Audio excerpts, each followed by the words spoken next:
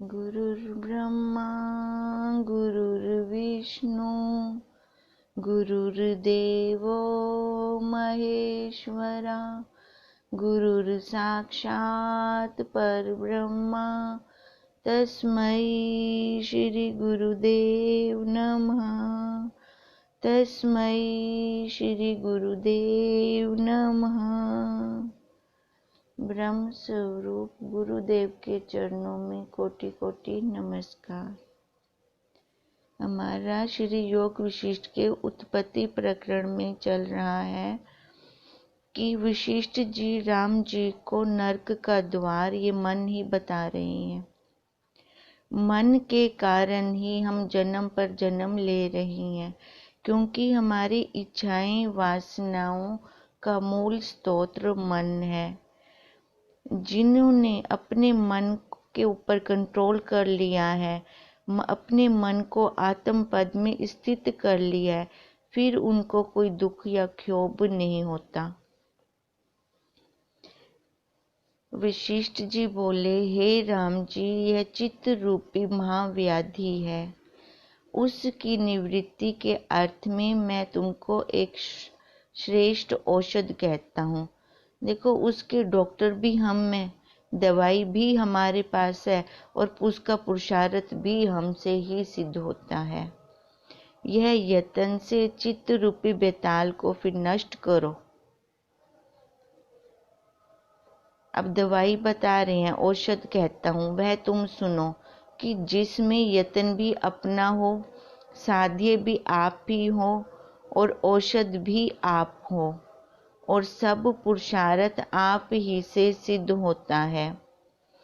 इस यत्न से चित्त रूपी बेताल को नष्ट करो। हे राम जी, जो कुछ पदार्थ तुमको रस संयुक्त दृष्टि आवे, उनको त्याग करो। जब वांछित पदार्थों का त्याग करोगे, तब मन को जीत लोगे और अचल पद को प्राप्त होवोगे। जैसे लोहे से लोहा कटता है, तैसे ही मन से मन को काटो और यत्न करके शुभ गुणों से चित्त रूपी बेताल को दूर करो। अब जैसे लोहे से लोहा कटता है, कांटे से कांटा निकालते हैं, ऐसे ही हमने मन से मन को काटना है। अब जो मन पहले हमारा विषयों में जाता था, हमें संसार में भटकाता था, अब उसी मन से मनन करके उसको हमने अंदर वृत्ति को लेकर आना है। अब जैसे वृत्ति हमारी अंदर की ओर लौटेगी, देखो बाहर से हमारा अपने आप छूटता जाएगा। फिर बाहर रस ही नहीं आता किसी पदार्थ में, वहां से वो सारा छूटना शुरू हो जाता है। ये यत्न करके शुभ गुणों से चित्त रूपी बेताल को दूर करो। इसके लिए देखो, पानी नीचे की तरफ बहता है, ऊपर करने के लिए हमें पुरुषार्थ है, मोटर लगानी पड़ती है। गंदगी में मन स्वतः जाता है, अब वहां से शुभ गुण को लाने के लिए यत्न करना पड़ेगा। देह आदिक आ वस्तु में जो वस्तु की भावना है और वस्तु आत्म तत्व में जो देह आदिक की भावना है, उनको त्याग कर आत्म तत्व में भावना लगाएं। हमारा मन कहाँ जाता है? आ वस्तु। आज तक हमने किसको सच्चा मान रखा था? इस देह को। अब वैसे देखा जाए तो ये हमारे किसी काम की नहीं है, जड़ है, इसको कुछ भी नहीं पता। इसको चलाने वाला अंदर कोई और बैठा हुआ है। अगर विधि पक्ष से देखते हैं तो ये देह भी हमारी गुरु है, क्योंकि ये पल पल हमें सिखा रही है। देख, मैं जा रही हूँ, मैं जा रही हूँ, मैं जा रही हूँ, दिखाती है हमें ये, मैं जा रही हूँ, मैं जा रही हूँ। फिर तुम इसको क्यों पकड़ रहा है? इस देह को क्यों पकड़ रहा है? ये अपना कहीं जानना होता है तो अपना विकार लेके बैठ जाता है, अपना विकार निकाल देती है। जो हमें शिक्षा दे वही हमारे लिए गुरु है। अब इसलिए कहते हैं देह आदिक आ वस्तु में, हमने कैसी भावना कर रखी थी कि यही सत्य है, पर नहीं, ये सत्य नहीं है, ये मिथ्या है, ये झूठ है। और वस्तु आत्म तत्व में जो देह आदिक की भावना है उसको त्याग कर, और आत्म तत्व की तरफ तो हम गए ही नहीं, आत्म तत्व को तो हम देख ही नहीं रहे जो कि वही सत्य है।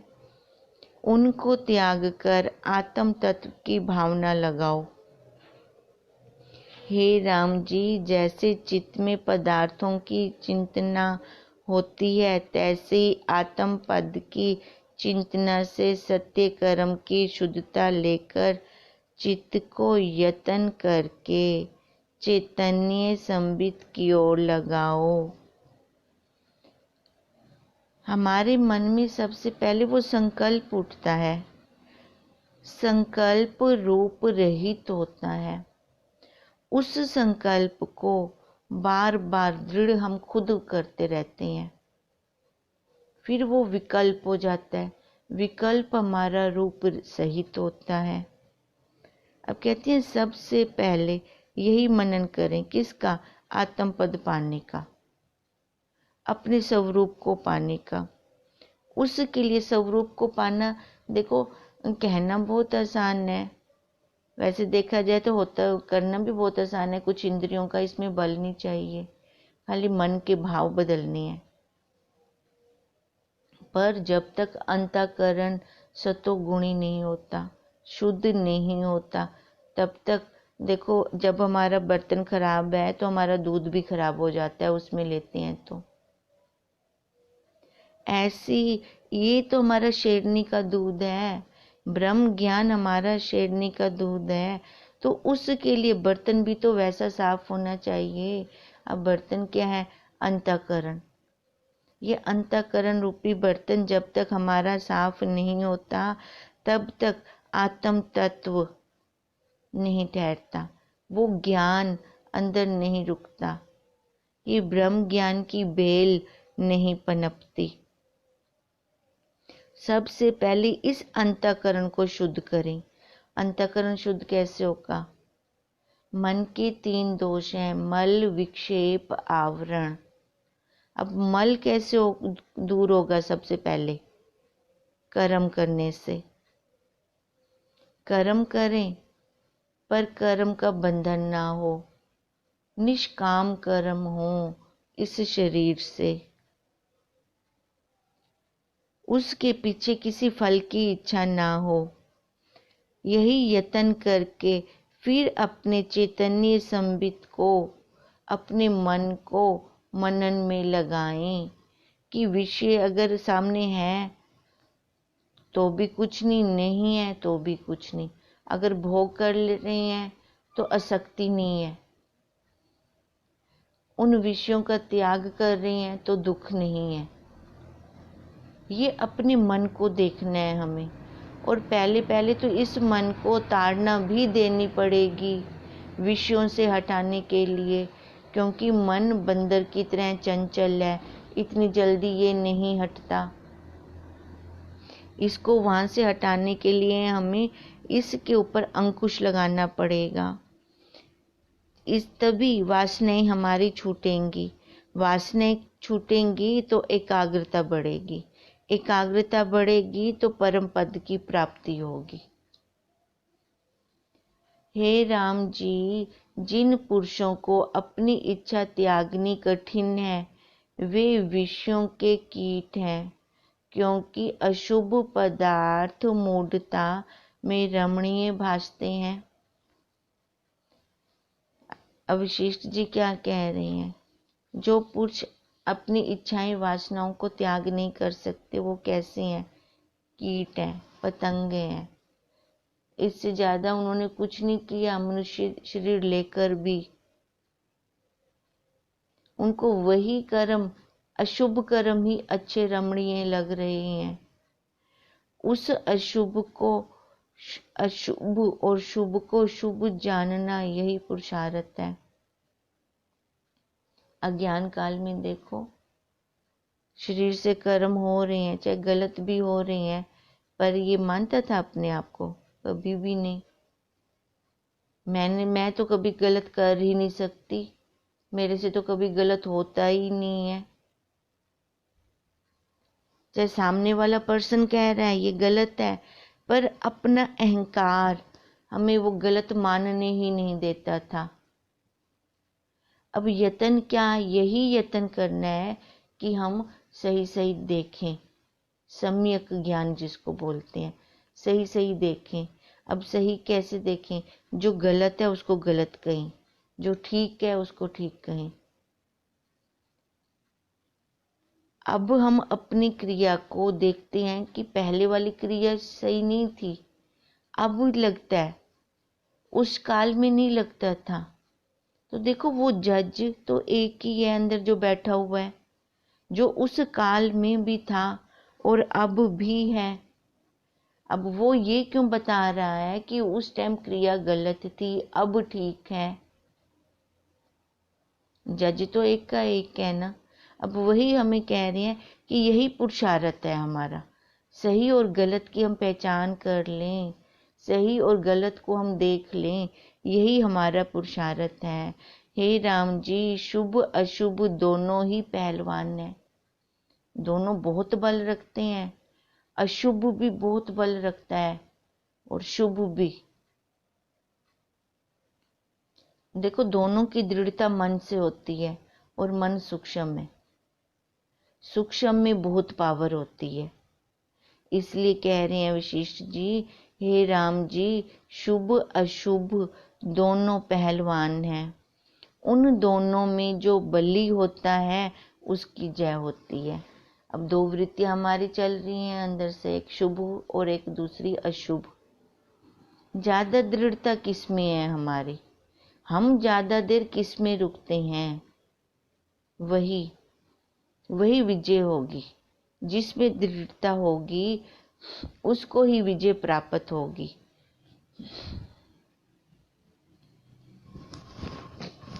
इससे शीघ्र ही पुरुष यत्न करके अपने चित्त को जीतो।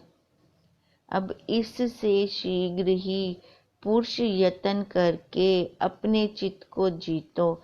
देखो पुरुष यहाँ पे स्त्री शरीर को नहीं कहा जा रहा, पुरुष शरीर को नहीं कहा जा रहा। अब जो ये पुरुषार्थ करेगा अपने मन को जीतने का, असल में वही पुरुष है। चाहे उसका शरीर रूपी कपड़ा स्त्री चोले का है, चाहे उसका शरीर रूपी कपड़ा पुरुष चोले का है। जब तुम अचित होवोगे तब यत्न बिना आत्म पद को प्राप्त होवोगे। फिर हमें कोई पुरुषार्थ नहीं है, फिर तो हम अपने स्वरूप में ही हैं। अब पुरुषार्थ है तो किस चीज का? पुरुषार्थ है हमारा आगे से जो बादल है उनको हटाने का, जो अज्ञान है उनको हटाने का। सूरज तो अपनी जगह पे है। जब तुम अचित होवोगे तब यत्न बिना आत्म पद को प्राप्त होवोगे।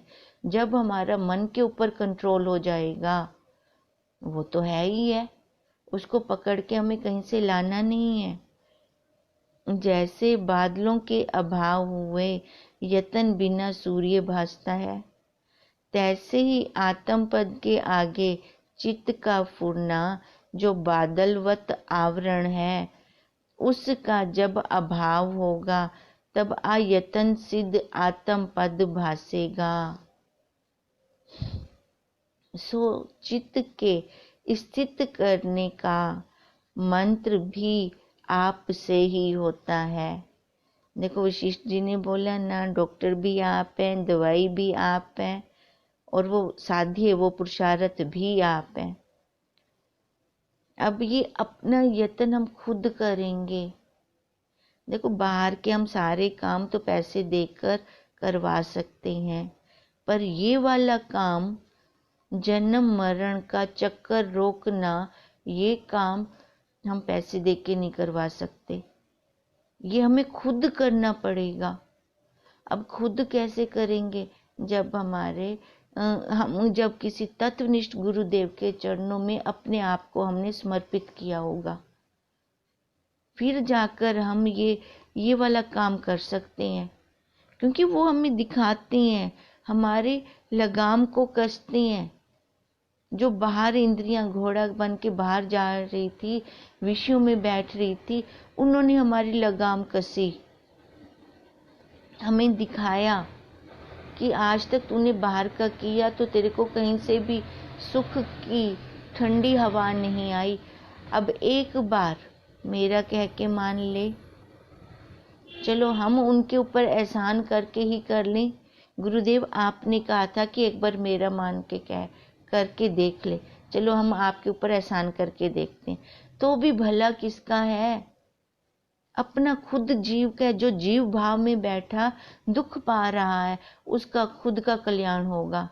तो भी हमारे गुरुदेव इतने दयालु हैं, तो भी प्रसन्न हो जाते हैं। चल तू कर तो सही, तू एक बार देख तो सही। दो वस्तुओं में कंपैरिजन होता है, अगर दोनों का हमने अनुभव किया होता है, कौन सी अच्छी है कौन सी नहीं अच्छी। अगर एक में ही जुटे पड़े हैं, दूसरी वस्तु का हमें अता पता ही नहीं है, तो कैसे हम जान पाएंगे? यही गुरुदेव ने हमें दिखाया, लखवाया। जिसको अपने चित्त वश करने की भी शक्ति नहीं, उसको धिकार है, लानत है फिर उस जीव को। मनुष्य जन्म उसका बेकार हो गया। लानतें दें इसको। लानत किसी अब और को नहीं देनी, अपने आप को देनी है कि मनुष्य जन्म लेकर भी अभी तक तूने अपना काम नहीं किया। बाहर तेरे को दिख रहा है काम, ये काम करना है, ये काम करना है, ये काम करना है। तेरे को ये नहीं दिखा तूने अपना 84 का चक्कर काटना है, तूने अपना ये वाला काम खत्म करना है। अगर नहीं दिखता तो लानतें हैं इसको। वह मनुष्यों में गंधर्व है। देखो बहुत बड़ी गाली दे रहे हैं हमें। अपने पुरुषार्थ से मन का वश करना, अपने साथ परम मित्रता करनी है। अब अपने शत्रु तो हम खुद बने बैठे हैं, अपने को बाहर विषयों में रोले बैठे हैं। फिर कहते हैं कि हमें संतोष नहीं है, कोई हमारा कहना नहीं मानता। घर परिवार वालों से हम ये अपेक्षा रख के बैठे हैं कि वो हमारा कहना माने। पहले हमने अपने आप से भी ये देखा, ये अपेक्षा रखी कि ये मन मेरा कहना माने। बच्चों से कहते हैं मैं हमारा कहना माने, पति मेरा कहना माने।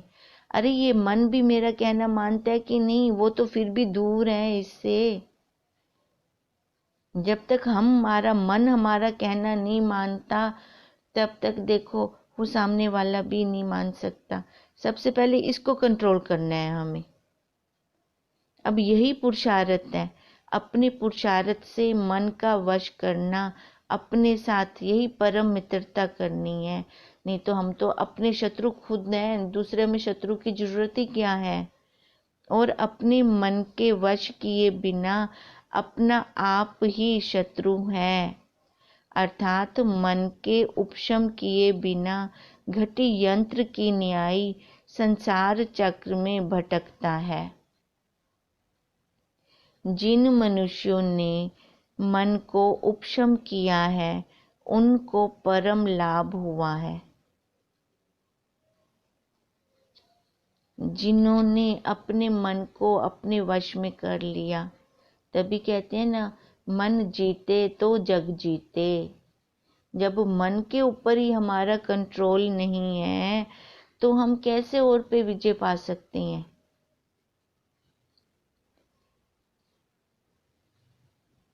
अब जिन्होंने अपने मन को उपशम किया है, तो उन्होंने ही सबसे बड़ा उनको ही सबसे बड़ा लाभ प्राप्त हुआ। वही अपने मित्र आप हैं। हे राम जी, मन के मारने का यंत्र यही है कि दृश्य की ओर से चित्त को निवृत्त करें।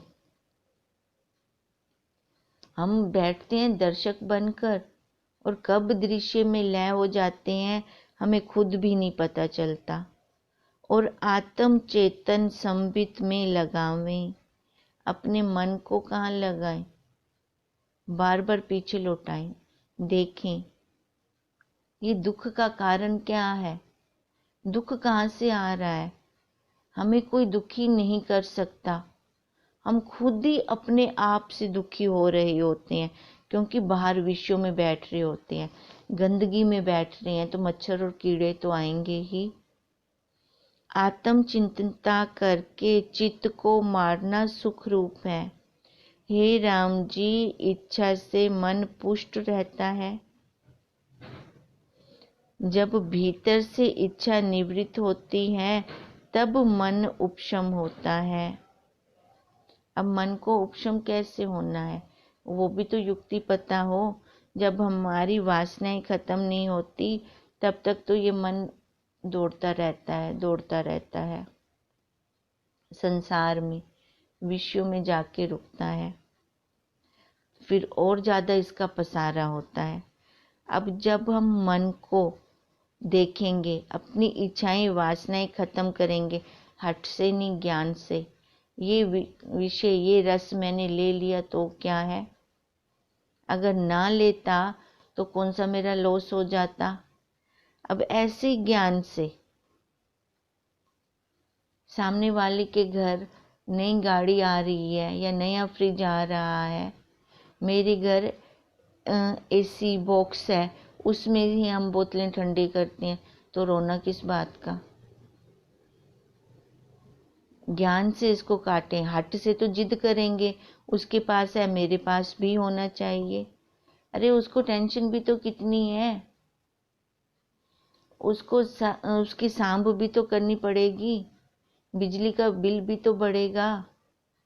अब वही की वही चीज हमें यहाँ आइस बॉक्स से मिल रही है तो क्या घाटा है, क्या लॉस है।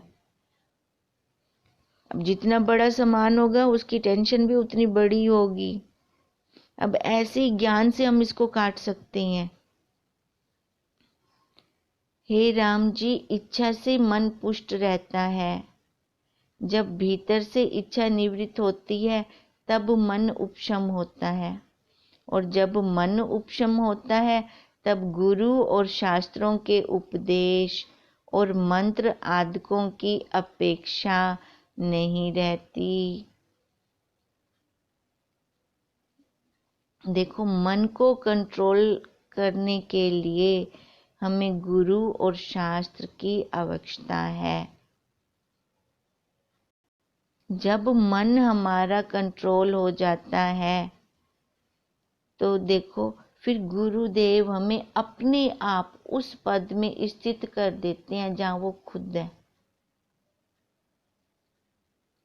पर ये बात भी हम एक कहते हैं कि सबके साथ अद्वैत भाव में रहें, पर अपने गुरु के साथ कभी भी अद्वैत भाव में ना रहें, वहाँ पे द्वैत भाव में रहें। क्योंकि जहाँ से ये मैंने विद्या ली है, ब्रह्म ज्ञान लिया है, जिन्होंने मेरा 84 का चक्कर खत्म किया है, वो तो हमेशा ही मेरे से ऊपर रहेंगे। नीवे होके रहेंगे तो पता नहीं वो क्या क्या झोली में डालते जाएंगे।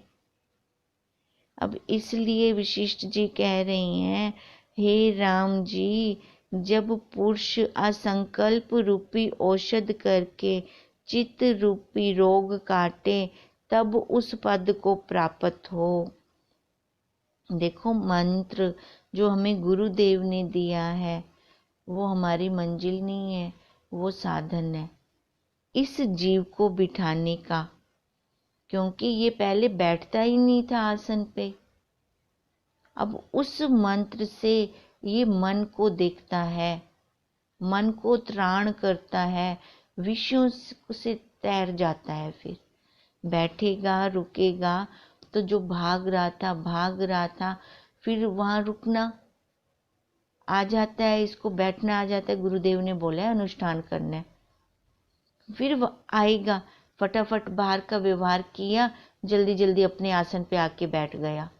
गुरुदेव ने बोला है मंत्र करना है, अनुष्ठान करना है, अपनी माला पूरी करनी है।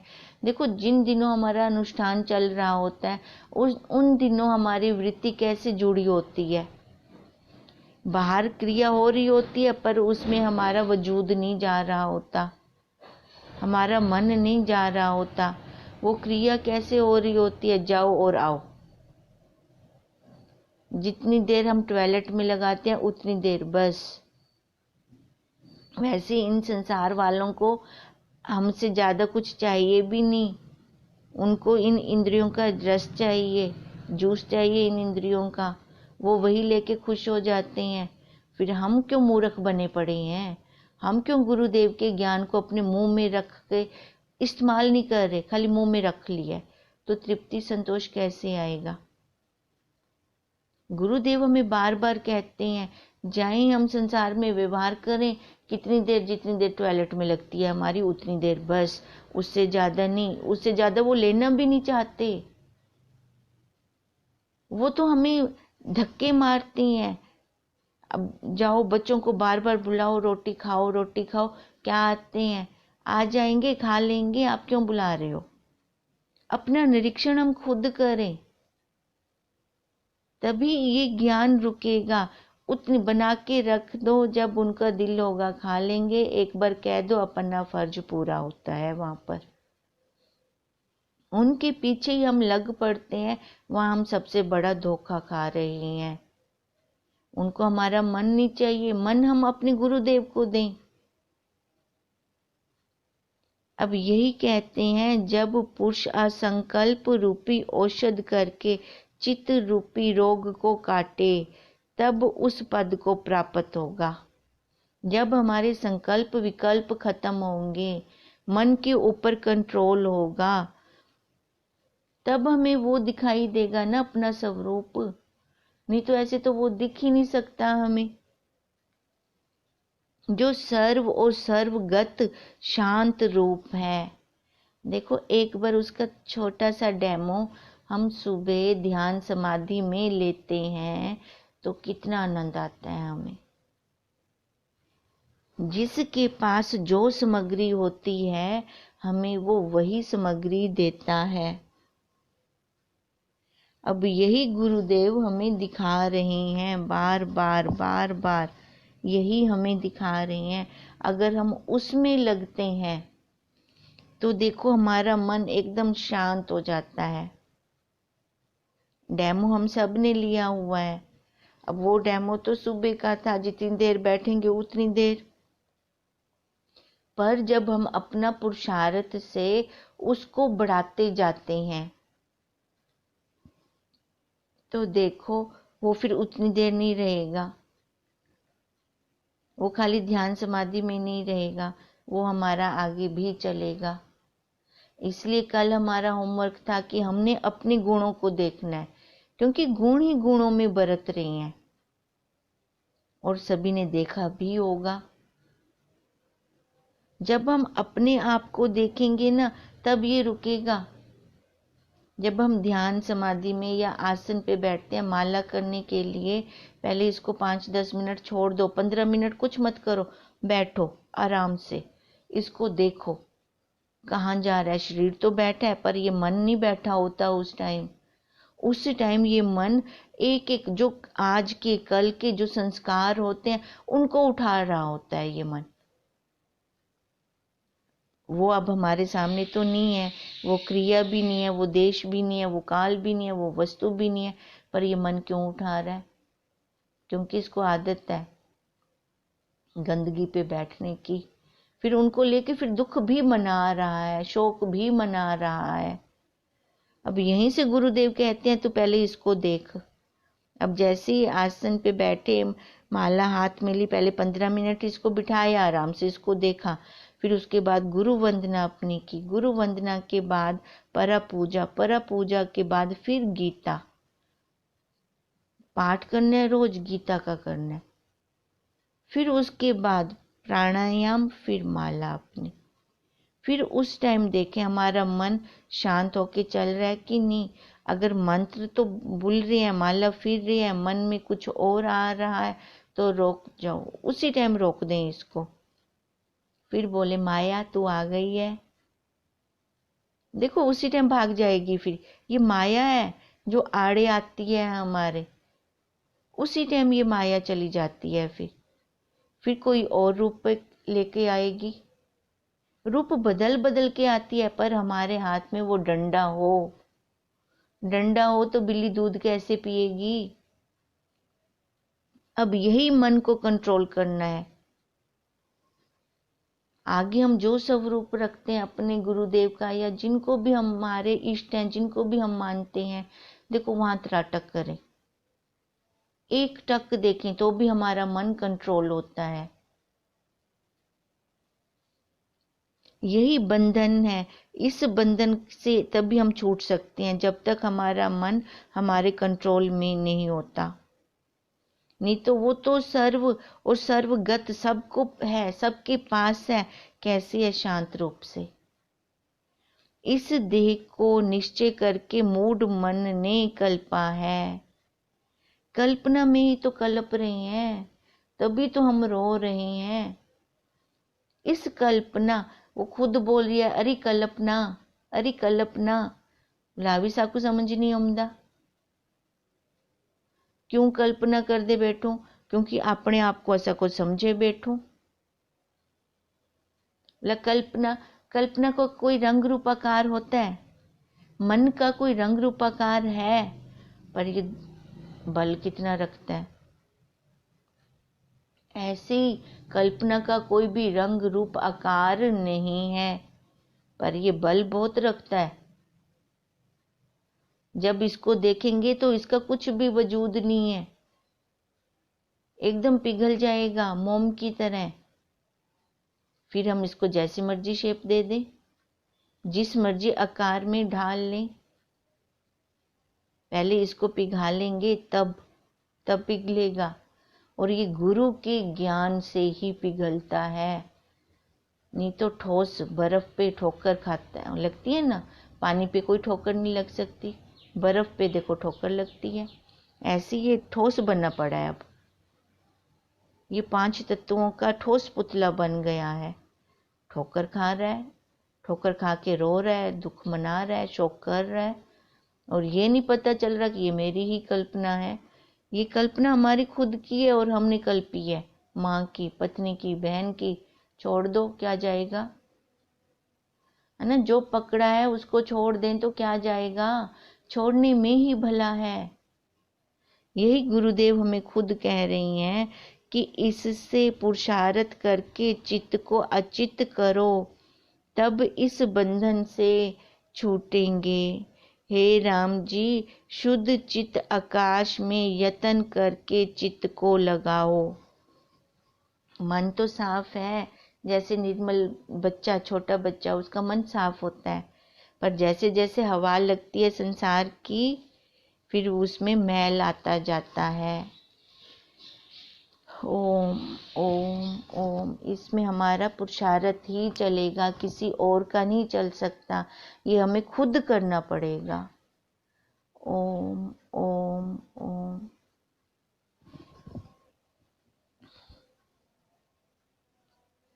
अब इसके बाद फिर से हमारी गुरु वंदना स्टार्ट होगी।